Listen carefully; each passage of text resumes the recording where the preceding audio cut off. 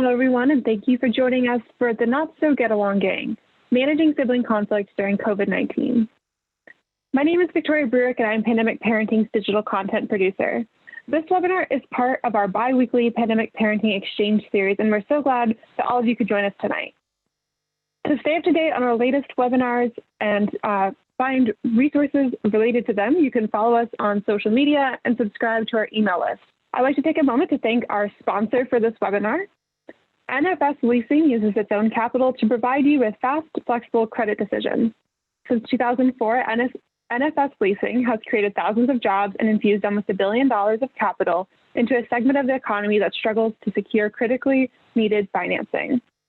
With an eye toward the entrepreneurial and a leadership team with over 235 years of combined management experience, NFS has worked with over 5,000 clients and partners across the business spectrum to make an impact in the community. They take the time to learn about your business, work as your ally to finance your leasing needs, and facilitate your growth. Thank you to NFS Leasing for sponsoring tonight's webinar. This allows us to keep pandemic parenting resources free and available to everyone. With that, I would like to introduce you to Pandemic Parenting's co-founders. Dr. Amanda Zolhusky is a clinical and forensic psychologist and an associate professor of psychology at Valparaiso University. Dr. Lindsay Malloy is a developmental and forensic psychologist and an associate professor at Ontario Tech University. You can read more about them and their work on our website. With that, I'll turn it over to Amanda. Thank you, Victoria. Welcome, everyone. We're really excited to talk to you about tonight's topic. So we wanted to tell you a little bit about why we wanted to have this conversation.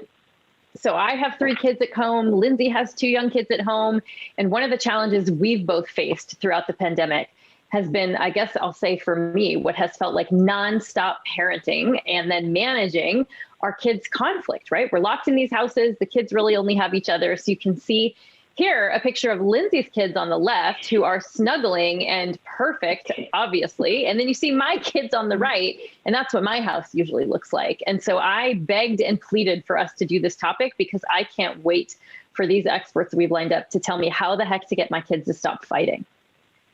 Lindsay, what's your take on this? Yes, and mine always look like that photo on the left.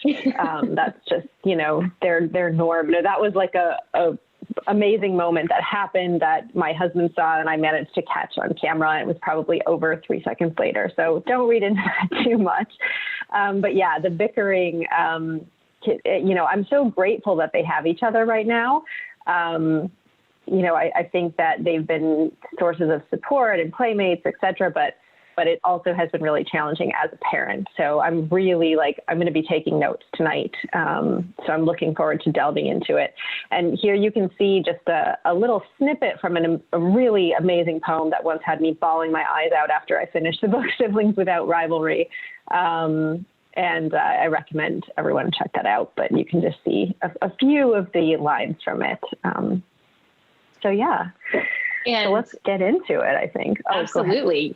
No, I was just going to say, and related to that poem, we're really excited because that book, Siblings Without Rivalry, is a book that, you know, has been important for both of us and we learned a lot from. And so we're excited tonight to have the niece of one of the authors, Adele Faber, joining us as well tonight. And so without further ado, then I will introduce our esteemed panel. So I'll start with the Reverend Susan Nason, is the founder of the Parent Whisperer New York, where she specializes in helping parents navigate the challenges of raising children and facilitates Siblings Without Rivalry workshops. Dr. Mandy Morrill is an associate professor of psychology at Valparaiso University and director of the graduate program in clinical mental health counseling. Her primary research focus is the long-term consequences of abusive sibling relationships. And Dr. Jonathan Caspi is a professor in the Department of Family Science and Human Development at Montclair State University, where his research focuses on sibling relationships, including parenting siblings. And you can read much more about our amazing experts joining us tonight by checking out their bios, and Victoria has posted that link in the chat, and you can find their bios on our website as well.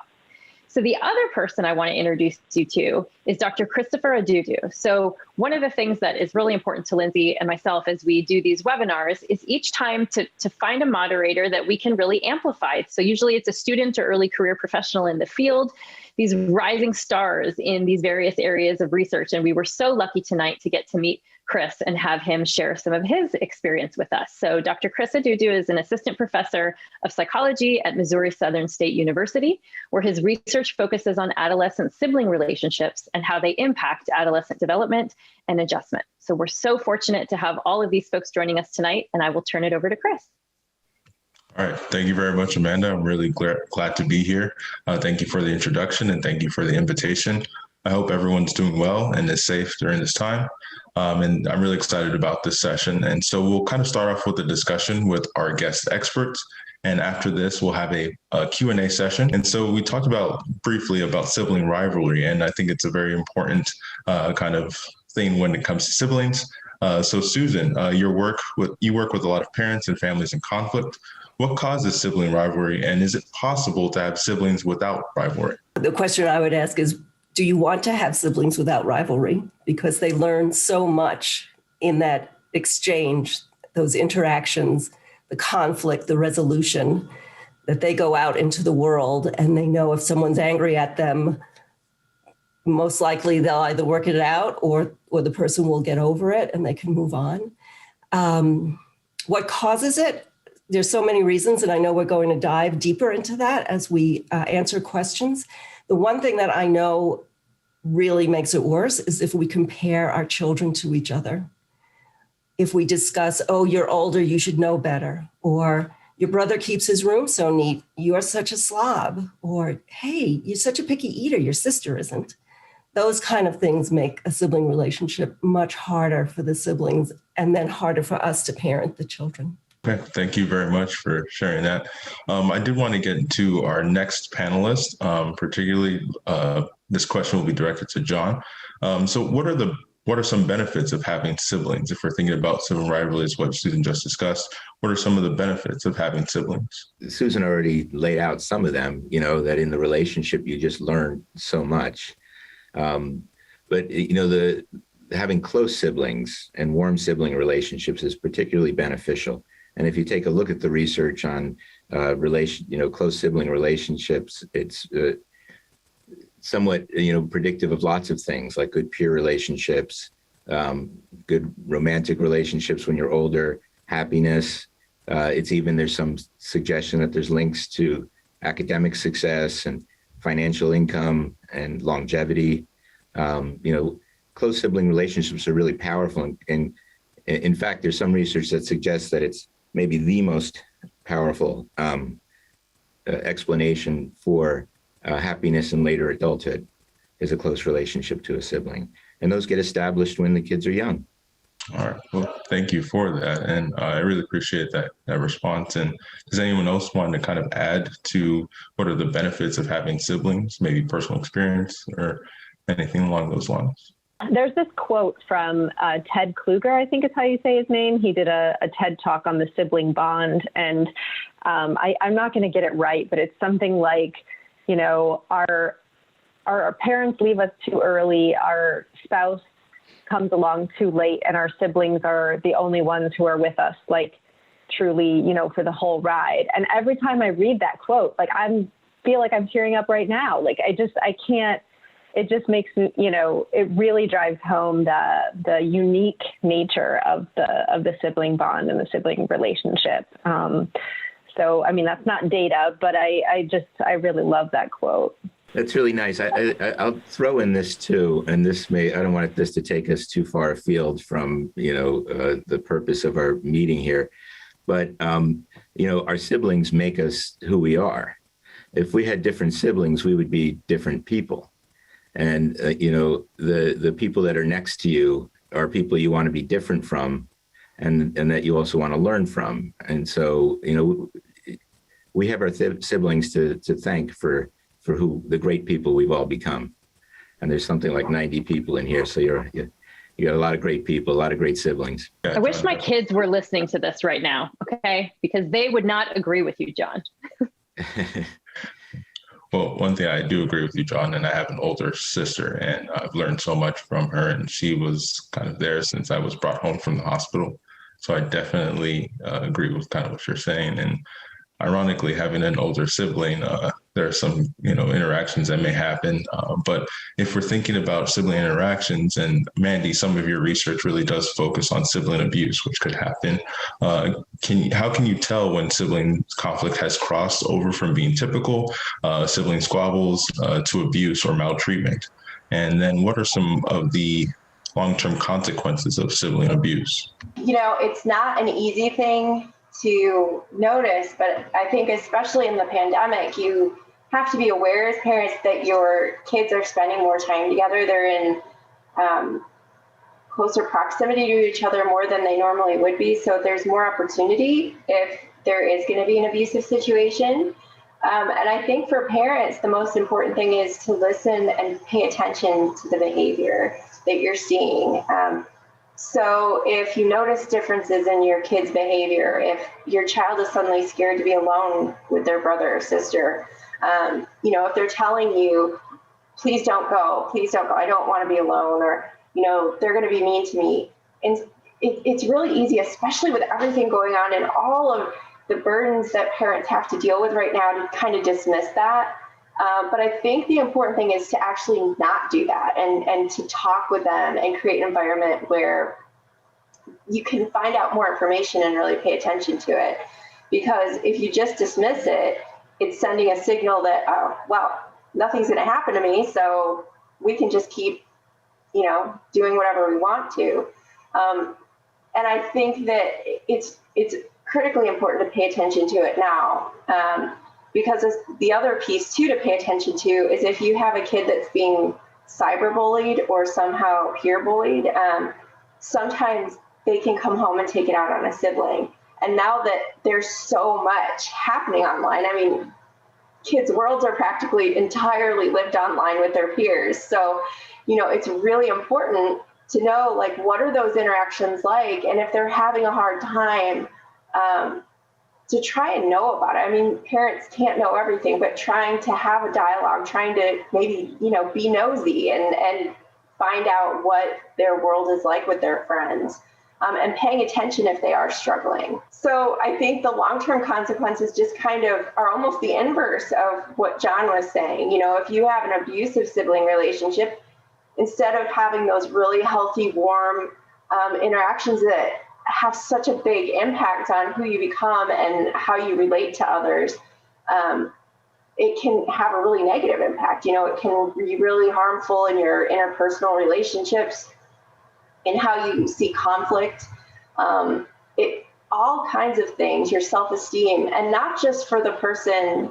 that was the victim of it, but also for the perpetrator. So it lasts throughout life if it's not dealt with. And it can actually become, this sort of snowball of all these relationships sort of not being really healthy. Does anyone else want to kind of chime in on what Mandy had just mentioned, or any kind of practical tips, maybe even to kind of manage and mitigate potential sibling abuse or maltreatment? One of the things that helped in our house was just having kids, close in age with lots of energy, especially during the most intense time of the quarantine, was realizing like they could never get away from each other. And so as there started to be some of that antagonizing and teasing and bickering, like you were talking about, Mandy, we tried to figure out, we've got to give them some alone time, and they just have different temperaments. So for one, he might have really craved that and just wanted to be with his siblings all the time, but another one's more introverted and like really craves alone time. And that just wasn't possible in the ways they're used to being away from each other. So we started to institute like mandatory alone time for all of us, of just, when the littlest one was napping, like everybody else needed to have quiet time in separate rooms, which, we were lucky to have the space in our home to be able to do that. I know that's not possible for everybody, but even if it can just be in different parts of the same room, like you're reading a book over here, or you're doing this activity. But we just found that ended up being really helpful sort of as a reset for all of us, because they just weren't able to be away from each other. And you don't realize for some kids' temperaments, how much they need that. And they're used to kind of being away from their siblings when they're at school or at activities. And so I think to your point, Mandy, around like monitoring the abuse or how things might be playing out negatively, reflecting maybe what's happening with some of their peers, that just seemed to be really helpful for us, even if they fought it, right? Like, I don't want to have my alone time. It ended up being a really important thing for each of us. I can talk about some things that help parents when there is sibling rivalry to help them keep their patience so that they don't start contributing to the possible verbal abuse or physical abuse. So when I work with clients, I talk about a parenting mantra that I teach, and it has 3 steps, and it works for single children, it works for siblings, and the parenting mantra is acknowledge feelings, and we all think we do that. But if we're tired or hungry, we don't. If our child is tired or hungry, we don't. If we have an agenda, we don't. So acknowledging feelings is really describing what you think your child's feeling, and don't worry about getting it wrong. They will correct you if you get it wrong. And just giving them some space around that. We're also quick to redirect them or what they perceive as criticism. What we're offering is a suggestion to make things better. We're quick to do that. So if you could have a pause around that acknowledgement. So the first step is acknowledging feelings. The second step for me usually is either offering a choice or giving information. And see, it's too hard for you to figure out who should play with these right now. Do you want to come back to them, or do you want some time to work it out and then let me know what you decide? So you're doing an on-the-spot problem solving. The third step is setting limits. So you've already offered the choice. One of those 2 things will happen.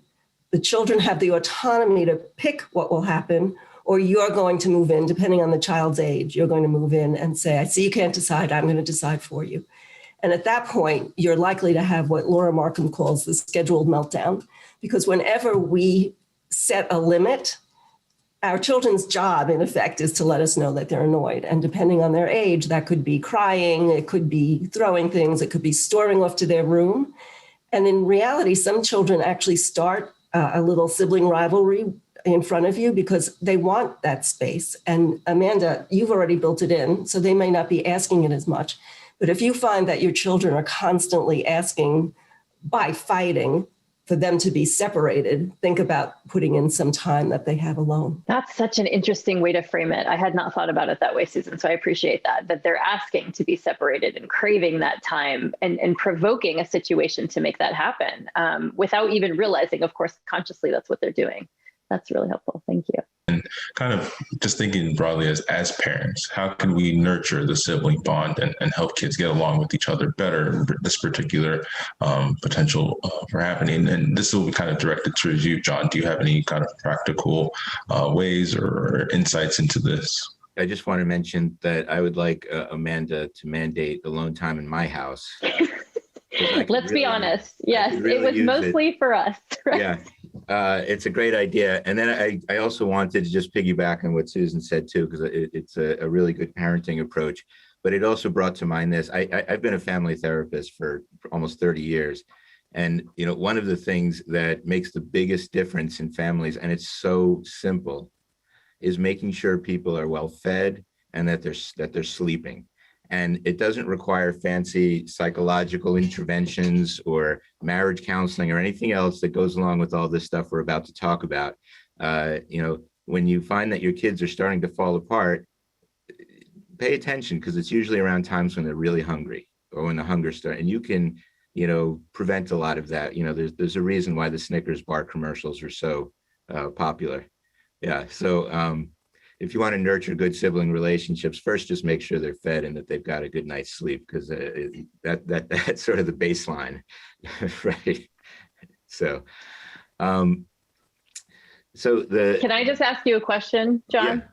So, but they want dinner every night, and that seems unreasonable to me. We just did this yesterday. I know, it's crazy. And speaking of the pandemic, it was just a big article in the New York Times maybe 4 or 5 days ago about how crushed mothers have been in the pandemic, because it's just meal after meal after meal, laundry load after laundry, like it's just nonstop. Yeah. And, you know, and that's not unrelated to our discussion. You know, stressed out, you know, parents who are preoccupied with lots of other things and just trying to survive in their own social world have a huge impact on how children feel and then how they interact with each other. You know, if we're stressed out, our kids are stressed out. You know, it has this ripple effect through the family, and then you see more siblings antagonism, right? So yeah, I love don't be hangry. Exactly. So the how to nurture siblings, that's such a broad question. I think that I would say this way, that what ends up happening in families is that negative attention gets a lot of attention, especially when we're busy. And, we sort of rely on our kids to play with each other and take care of each other so we can get all their daily tasks done, working and doing all the domestic things that we need to get done. And, and they'll play together really well for prolonged periods of time. They'll occupy each other and they'll do really nice things with each other. But, we then only get involved when the screaming starts, and sometimes the best interventions we can muster is to like yell from the top of the stairs, like, hey, cut that out, right? Quiet down. And it's those negative moments when they start to get the attention, we actually reinforce the fighting. If two kids are playing well and we walk into a room and then they start to fight, there's a reason, because there's a payoff. One of them at least knows that they're going to be getting the parent's attention or their side taking or something. If we parent the good stuff, and I know that's hard and it requires like putting down the dishes we're working on or the work that we're working on and just go over to kids when they're playing well and go, I love how well you're playing with each other. The way that you're sharing and how you're complimenting, and you know what, you guys are going to get a prize when this is done. That's where the focus of energy goes. That's what gets reinforced, and that's how you really nurture close sibling relationships. You make them feel good about being siblings and not just pay attention to the negative aspects. Awesome. Kind of like holistic parenting. I think that's a very important thing to be aware and monitor. And be very involved too.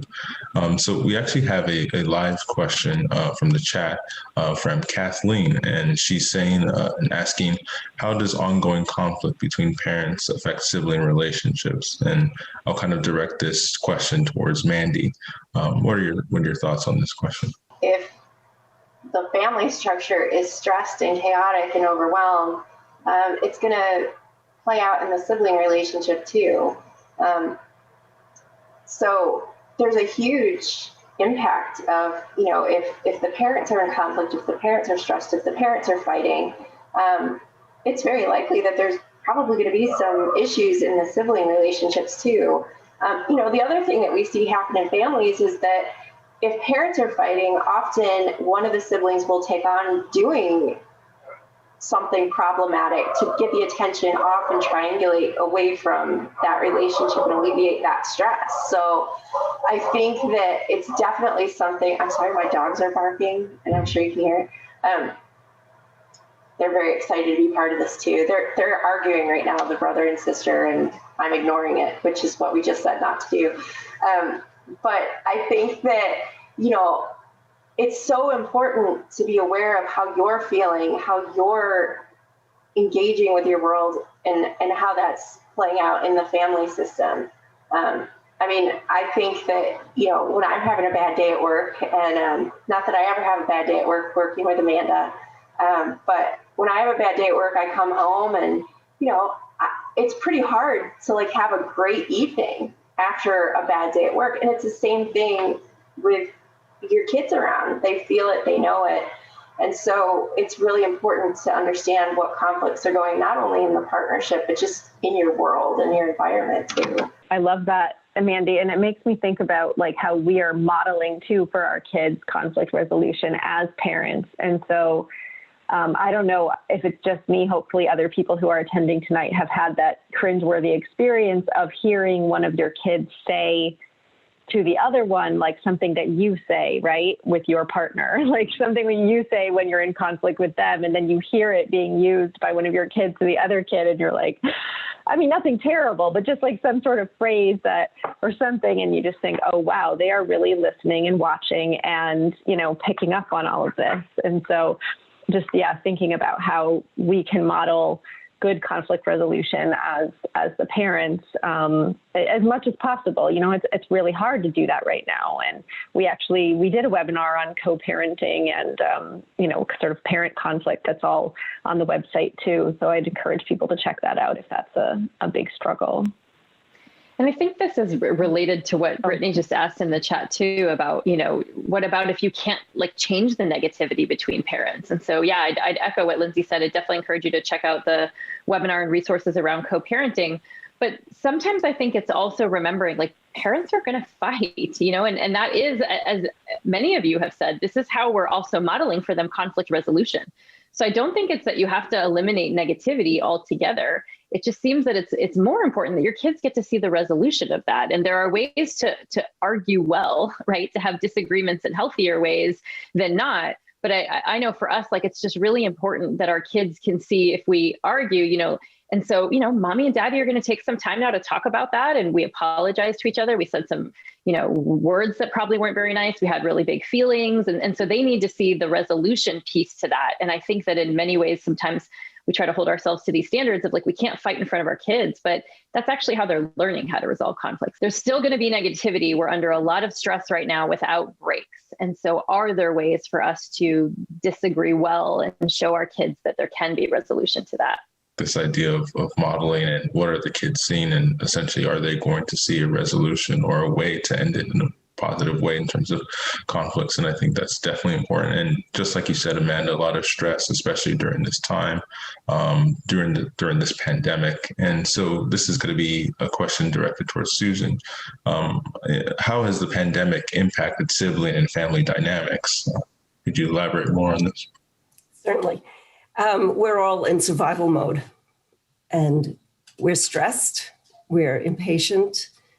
I don't know about you, but I know the first few weeks when I foolishly thought that this would be over in 6 weeks, a month, my executive function was shot. It was really hard for me to keep to a schedule, to remember where I should be. I started losing things if I left the house. So this definitely trickles down to the children. And I think that I'm going back to the acknowledging feelings. The more we can acknowledge our children's feelings about how they're feeling, and that doesn't mean to ask them how they're feeling. That means to notice their body language, notice their sleep patterns, notice, are you feeling they're clingier? Do they need you more? And to comment about that and hold space for them so they can talk to you about that.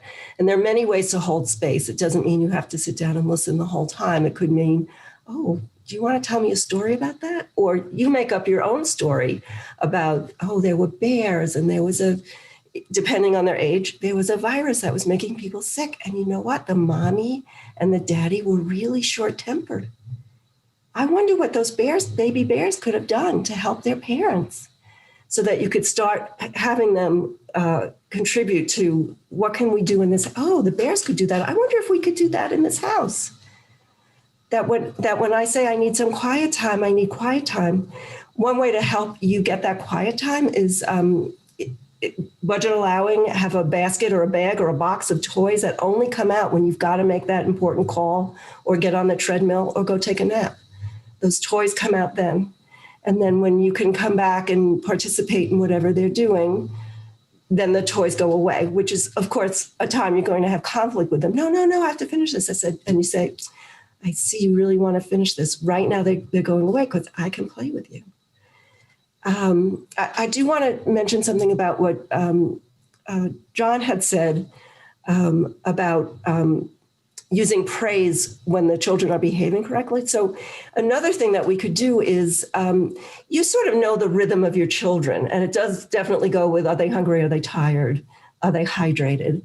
But it also goes with how long can they feel stretched from you. I often talk about an energetic umbilical cord that we want pulsing with love. And we all know that feeling of being too far away from someone that we either depend on or we love. Children feel that much more than we do. So if you're out of sight for a long period of time, that's often when the sibling rivalry starts. So if you could sort of monitor for the next few days, is there a time limit? Can they go 20 minutes? Can they go 2 hours? And then make it a point of, even though it's interrupting your day, stopping and going in and making contact with them. And it doesn't mean sitting down and playing with them. It just means going over. And as John had said, oh, you're playing together. You're building with your Magna-Tiles and you're using Legos. And then leave the room. They just want that connection. We used to talk about it as they want our attention. What they really want is our connection. Yeah, I love it. Just thinking of even when we did the screen time webinar to think about just very small ways. And I like that Susan was pointing out, it doesn't have to be something where you're dropping everything and sitting down and, for an hour, but you're just checking in, like that kind of checking back behavior and connecting with them for a few minutes, making sure it doesn't get to that point of the screaming before you're giving them that attention. So it's just really good to keep that in mind, to think, it's just a quick break. It's just a little check-in. The other thing that you could do, just like you schedule your important phone calls and work meetings on your calendar, take out your calendar with your children and say, you know what, I've got 3 hours. Let's plan to do something for 45 minutes. Do you want to bake or do you want to watch a video or whatever goes in your family for what you do? Do you want to do some puzzles? So they know it's coming. And is this going to prevent all the sibling rivalry? No, but it will really reinforce that connection that you have with them and that they know that you are available to them, which helps the sibling relationship. Awesome. Great. Yeah. And just thinking about, we're talking about pandemic a little bit, kind of just being stressed out, or this idea of kind of being crammed into one space could be a breeding ground for essentially sibling aggression. And so, John, some of your work has focused on interventions for sibling aggression. Can you share with us some strategies parents can use when siblings become physically aggressive with each other? If you think about yourselves after, like used to in the old days, like get together with a friend for a cup of coffee and just hang out, and how you would come home and what a good mood you'd be in, and you'd be refueled, and, you'd be better with your spouse and better with your kids. That, one of the things that this pandemic has done is made for a lot more isolation. And, the parents are more isolated and the kids are more isolated from their social relationships.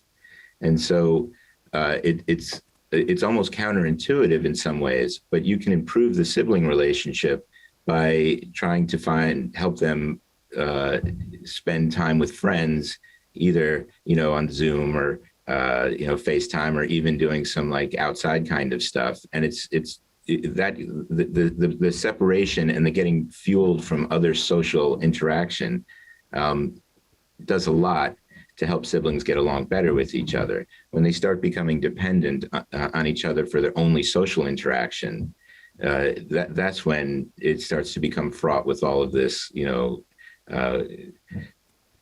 I'm now relying on you for all my expectations. And that's too much to expect from a sibling every day for months and months and months.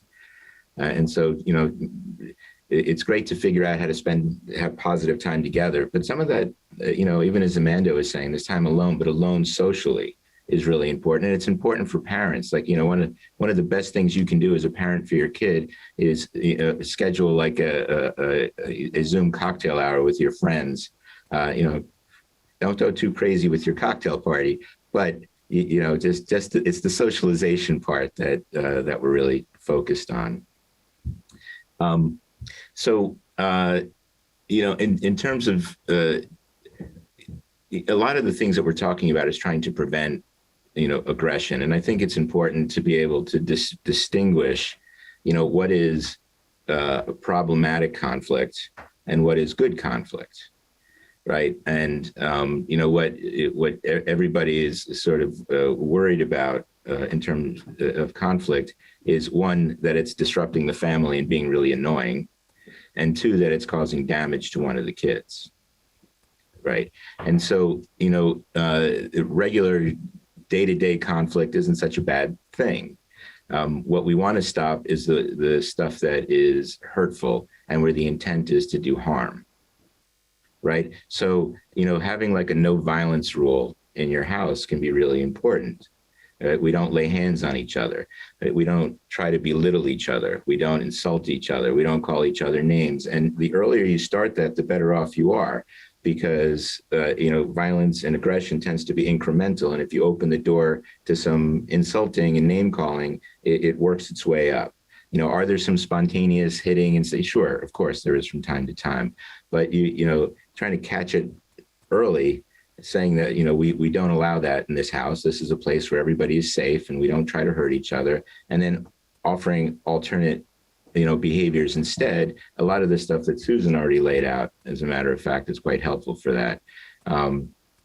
Giving them breathing time, so, emotional regulation kind of strategies, teaching them pro-social behaviors. You don't do this, but you have a choice and you're able to do these more, positive things instead.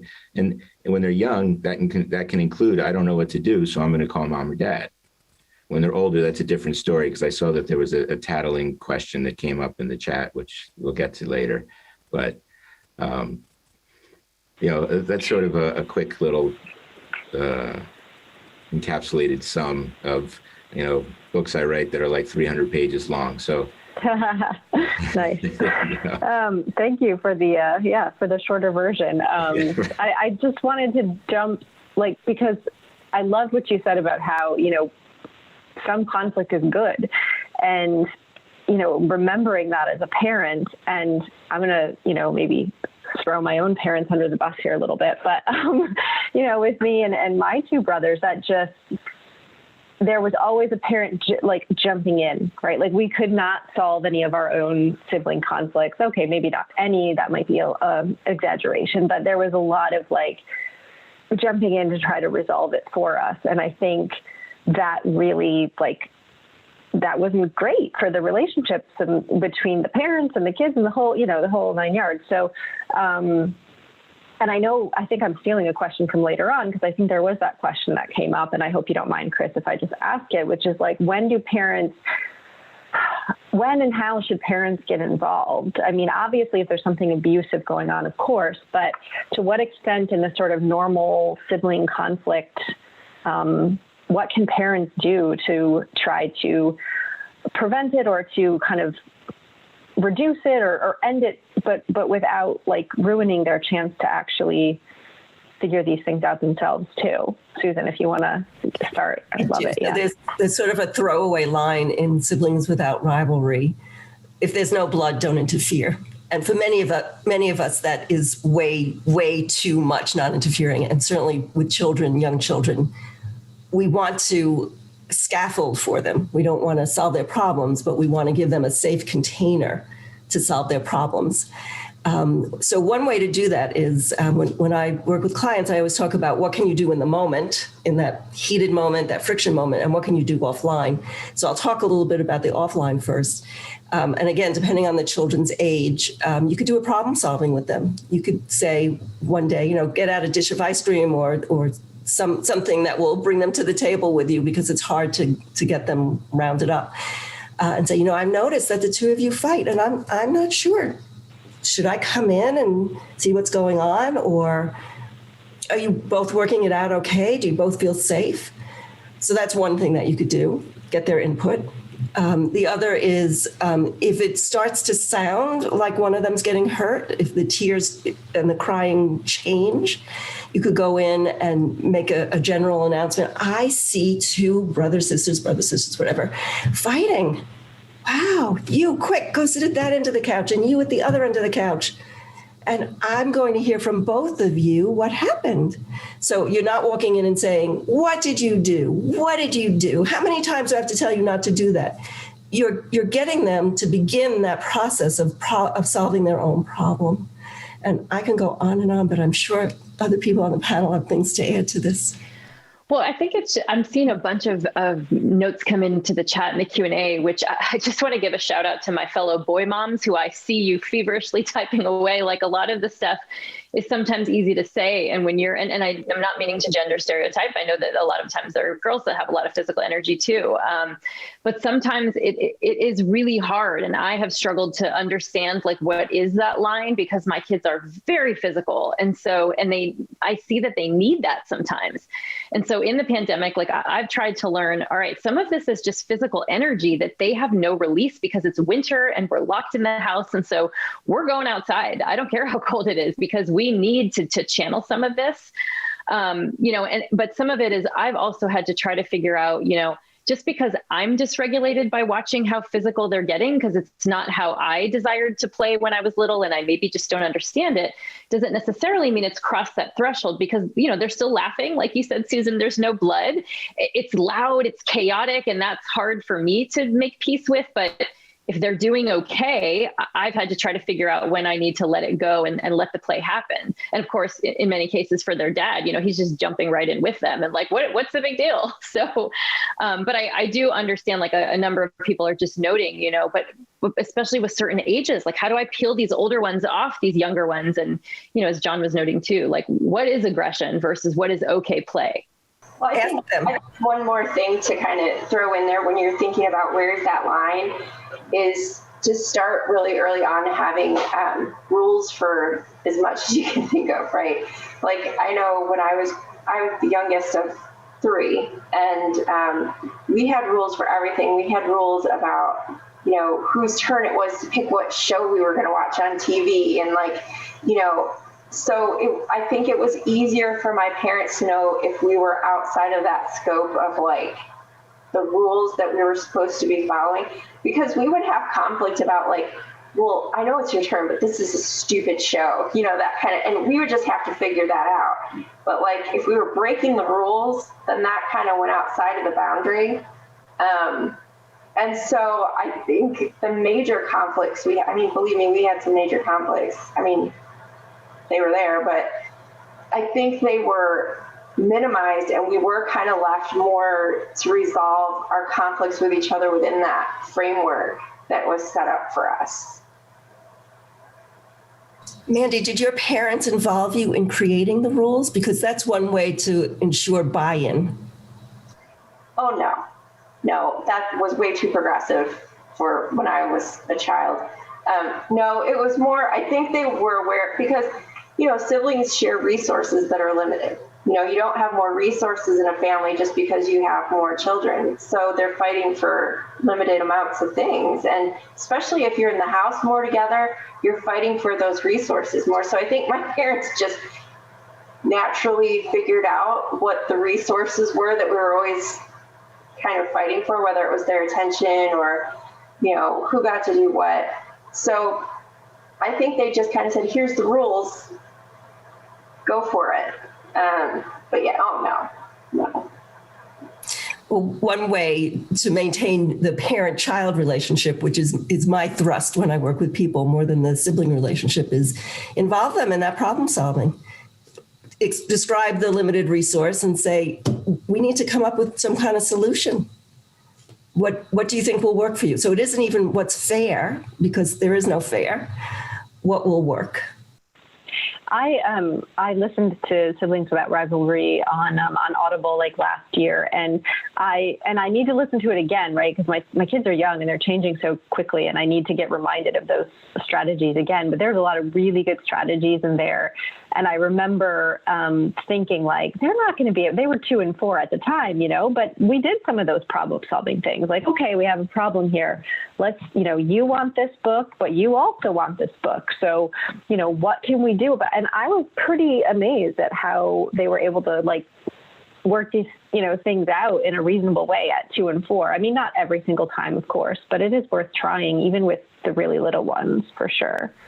Well, that's where the scaffolding comes in, that sometimes we need to speak for the younger one. And we explain to the older one, I'm not sure your brother has the words for this. So I'm going to listen and I'm going to watch how he's reacting, and we'll figure this out. So one thing I talk about when we're doing a problem solving is, instead of somehow setting it up that the children are at opposite ends of the table across from each other, or you're opposite them, is actually be on the same side of the table. This is the problem. We are all going to be on the team to solve the problem. What do you think? I like that. We've learned that the hard way through board games, right? Like all this time at home, we started playing a lot of board games and learned pretty quickly, all right, the kids always need to be on the same team against the parents. We cannot have them on teams against each other because that ends in disaster every time. So I wish we had learned that lesson a little earlier in the pandemic. Yeah, exactly. When it comes to games like Monopoly, it's probably better to let the kids be there on the same team. So I know, John, you had your hand raised, but I did want to get this question out since Susan mentioned kind of talking about the difference in kind of reaching younger siblings where they're at. Thinking about the difference between younger and even older siblings. If we're thinking about, during the pandemic, a lot of times folks have had to come back home from, various universities if they've gone off to college or whatnot. If we're thinking about young adults having to kind of abruptly come home and kind of be under the same roof again, essentially having a time where they were more independent, but now kind of being involved in the immediate family structure. Essentially, what could we understand from this, and how could we help manage the now changed or transitioned family dynamics? What could be done? I'm happy to start the conversation. So one thing, coming back to this idea of acknowledging feelings, be very transparent about it. There's this big pink elephant in the room now. This is someone who has lived in their mind as an adult. They've done their laundry, they've fed themselves, they've gotten themselves to classes, and now all of a sudden they're back in a family unit that probably has rules about when we're all going to bed and whose turn is it to pick the TV program. So acknowledge for them, wow, this must feel so awkward and annoying and disappointing. I'm wondering how you see making this a harmonious adventure experience while you're still home with us, knowing how disappointed you are that you're back home and knowing that you love our family. Thank you, Susan. And John, any ideas on this? I know that you kind of work a lot with a lot of college students and adolescents. Do you have any input on this? I had my own college student come home because of the pandemic and reclaim his bedroom. And, one of the things that happens, like Susan said, you're out in the world as a sort of feeling like this fully formed adult, doing your own mature things, acting in very mature ways. And then you come home and all of a sudden you're back where the rules are like when you're 12, and you start to behave again like you're 12. And probably a lot of the adults in this room still do that when they get together with their families for Thanksgiving or, the other holidays, and they start teasing each other and playing in the same kind of way. And, I think acknowledging, starting kind of where they are to some degree and saying you're an adult. I know that you feel like you're an adult now. And, that means that there's different ways of behaving when you're at home. I liked how Susan was sort of acknowledging that and saying, how are you going to make the best of it? Because that's a tough thing to do. And maybe you remember even feeling like you're an adult and then going home and feeling like you're not anymore.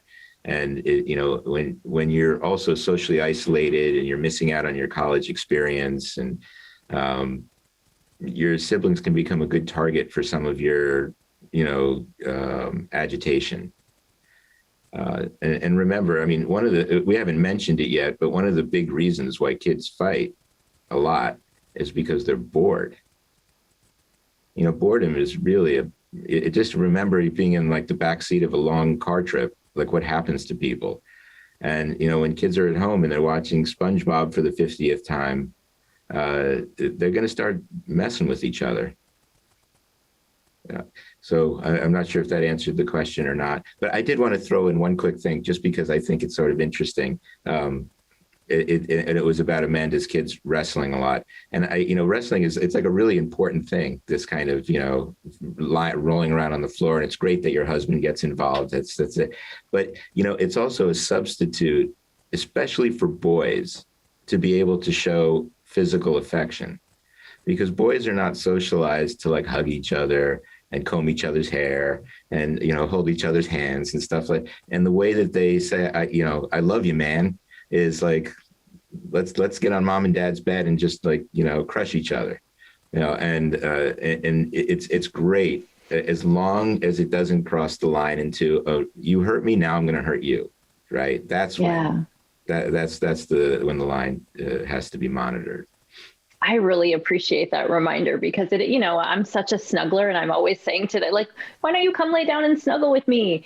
And they want no part of that, but they'll say, Mom, let's play like we have this octopus game, right? Where I wrap my arms and legs around it. They want to play that all the time. And so I think that's a great point that I can't get them to snuggle with me on the couch, but they will play octopus any day of the week. So it's just another way that they're craving that physical connection in a way that they feel comfortable with. So we did have one question from the chat, and this is from Tammy. And so Tammy writes, she works with foster parents, especially therapeutic foster parents, many of whom are raising their own children at the same time. They're supporting children in their home and who have experienced significant trauma and behavioral concerns. And this question will be kind of geared towards Mandy, if you want to answer this. Essentially, she asks, do you have any additional thoughts or suggestions for counselors helping families with sibling conflict? And this question will be directed to you because you have a lot of training working with mental health professionals. So any thoughts on this? Whether it's, foster siblings or biological siblings or whatever type of sibling it is, I think if there's concern that there's some kind of abuse happening, to pay attention to it. I think it all comes down to just not ignoring it, not minimizing it. And I think if you have a foster child coming into the home who has a traumatic history, there's a couple of things that you have to do. And one is to make sure that that child is getting all of the care and attention and support that they need to go through all of the things that they're processing just to begin with. And to let them know that that's there and that support is there. And also at the same time, making sure the other child in the house is feeling loved and supported and knowing that all of a sudden all your resources aren't just going to this new child. But making sure that you're keeping balance with them, but giving that foster child the additional support that they need, and really being open to the mental health professionals that are involved, and even not being afraid to direct them towards focusing on that sibling relationship, because a lot of times people in the field, they'll kind of skim right over that and only focus on the parent-child relationship.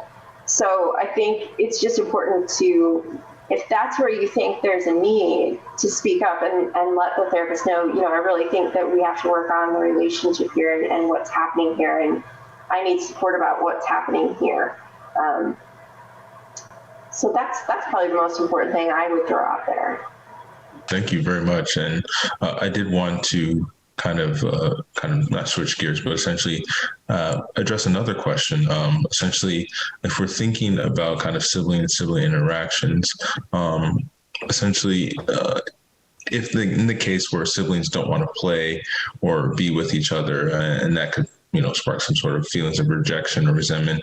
And Lindsay, would you like to kind of talk about this in the case of siblings may not want to play with each other or be with each other, especially during this time?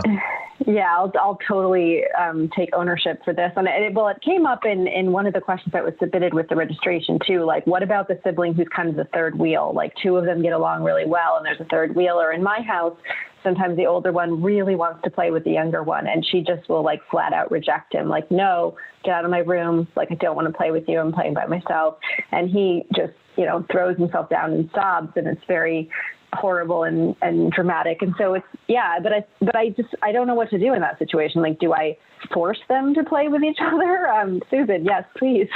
I'm seeing this with my own grandchildren. They're only 3 years apart, but the older one has turned 11 and peers are much more important in her life. But it does happen even when they're younger. So this is when the gift of listening really, really, really pays off, the gift of acknowledging children's feelings. So will you do a role play with me, Lindsay? Yeah. So you be the child and I will be you. And fall apart or come and tell me that your sibling won't play with you, whatever the scenario looks like. Okay. Hope's saying I can't play in her room and I want to play with her. Oh, Tears. I hear you're so upset and you're so disappointed. Is there more you want to tell me about it? I want to play with her and she doesn't want to play with me. So you had something in mind to play with, you wanted to do with her, and now she won't play with you, and that really hurts. Mm-hmm. And I feel like he's even asked me before too, like, can you Can you tell her to? Yeah. Oh, sorry. Sorry. Okay. Can you unback this?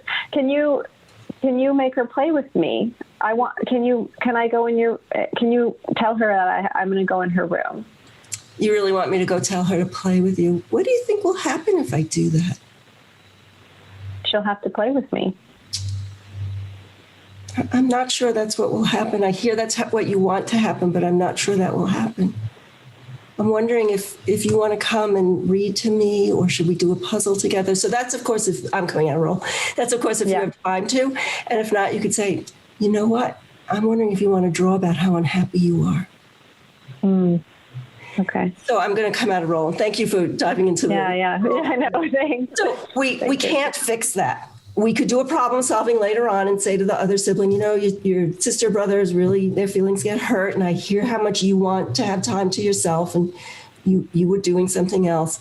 I'm wondering what we can do in this family. And that's a phrase I like to use a lot because that brings in the team spirit. I wonder what we could do in this family when one person wants to play with someone and one person doesn't want to play with someone. And if the little one's older than 4, they will be able to do this problem solving just with you sitting there. They will both come up with solutions. And it might be a time frame. It might be a promise for on the weekend to play something together. They will work it out. But in that moment, our gift to them is to see them in their misery. And the reason it's a gift is because they then learn that they can be so unhappy and move through it and resolve for themselves in that moment to either stay in their unhappiness or find something else to do. Thank you. That's hugely helpful. And I'm sure it will be for the other person too, who was talking about their kids in the third wheel. So thank you very much. Awesome. Well, thank you so much to all our panelists, our expert panelists, for all of your insight and all of your information on this particular topic. We're pretty much running out of time now, but we want to address one last question and one last takeaway briefly. And we'll ask each of our panelists, what's kind of one message you have for parents about managing sibling dynamics, one takeaway. And we'll start off with you, Mandy. We'll then go to John, and then we'll end with Susan.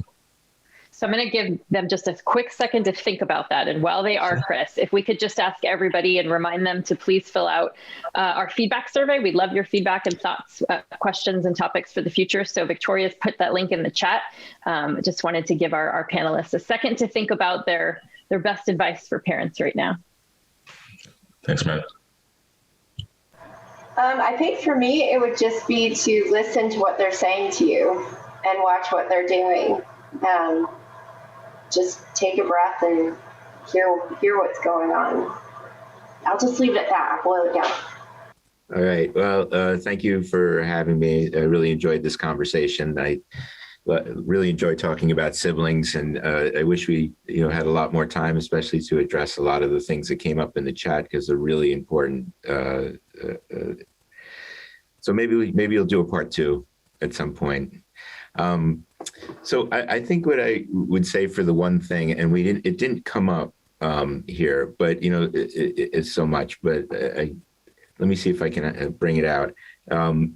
Siblings don't live in a vacuum; they live in the families, and so how parents intervene or don't intervene makes a big difference in how siblings get along and their ability to be close or to fight and all those kinds of things. And one of the things that is the most powerful if you want your kids to fight, the most powerful thing you can do is play favorites. And we didn't really talk about favoritism, but that is probably the most corrosive thing. And, Susan started this whole thing by saying, don't compare. And that's absolutely on target, because that sets up for favoritism. And I think that if you one of the things I really enjoyed about the role play you guys just did and the other suggestions, where you could hear that there's no side taking. There's no, I'm not going to go and take the older one's side and say, no, you're not allowed, or I'm going to, yes, I'll go tell her to play, and I'll go in a room and I'll say, well, you're older, you should play with your younger sister. Why are you doing that? It's this way of intervening in which, nobody's the outsider. Right. And once you start to create outsiders in your children, they start to become aggressive with each other. Right. So I see a lot of the comments in the chats where, my kids are often mean to each other. And sometimes they're mean to each other because they feel like outsiders in their families. And, that's how outsiders act. They get in by being aggressive. And so, if you see somebody who is being mean or aggressive, you may want to put on the table this idea of feeling like they're not on the inside of the family, that there is some, perceptions of favoritism happening. And even if you feel like you're not playing favorites, they may feel like there's favoritism happening. And that's what has to be acknowledged. It's not about your perception, it's about your kid's perception. And so I think if there's one takeaway that I would lead to sort of address is, be careful and to listen to your kids when they're starting to talk about things that way. And if you see aggressive, mean behavior, think about maybe they feel like they're an outsider here. One thing that I know helps in sibling relationships is for us as the parents, to see each child standing in front of us, even if all 3, 10, whatever, are standing in front of us, that each one is a unique human being, that they have their needs, their desires, their dreams that are different than everyone else in the family, possibly. And that because that they are an individual, we are going to treat them with respect that they specifically need. So sometimes we hesitate to praise one child in front of the other. I would praise one child in front of the other, but I praise descriptively. Wow, you just finished your homework and that math problem was really hard. Or you helped me clear the table. It made cleanup so much faster. So in a way, you're reinforcing all of the positive qualities that you want the other ones to have without saying, why can't you be like your brother? Going back to that comparison. But if you see each child as unique standing in front of you and address their need, it reduces sibling rivalry. Awesome. Go ahead, Lindsay. Oh, well, thank you. I honestly feel like I could talk about this stuff for like 2 more hours, because just from my own personal family and children and interest in their sibling relationships, and also an interest in it from an academic standpoint. So I just want to thank everyone. So thank everyone for attending. Thank you to the entire pandemic parenting team putting this together.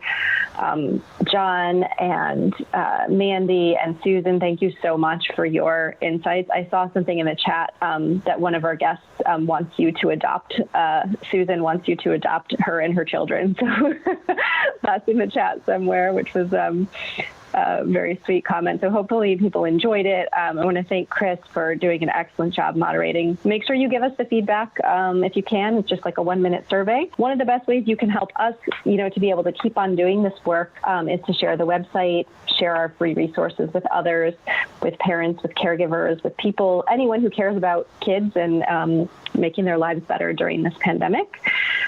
Amanda and I donate all of our time to this, but we have funding thanks to generous donors and grants, and we have lots of big plans in the future for more resources this year. So consider making a contribution or letting us know if your organization is interested in partnering and maybe sponsoring a webinar, because that always helps us out a lot with being able to continue doing this work. We have a webinar coming up in 2 weeks, 2 weeks from tonight. We're really excited about this. It's called Push to the Limit, How the Pandemic is Impacting Working Moms. So that's same time, same place, and a topic that's really, really crucial right now, and has been referenced tonight, even with that New York Times. I think John was talking about the Primal Scream article. So we know that this is having a huge disproportionate impact on working moms, this pandemic. And so we're going to really hone in on that in a couple of weeks in our webinar. So we hope that you can join us and let others know to join us as well.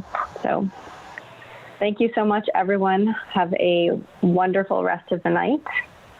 Thank you, everybody.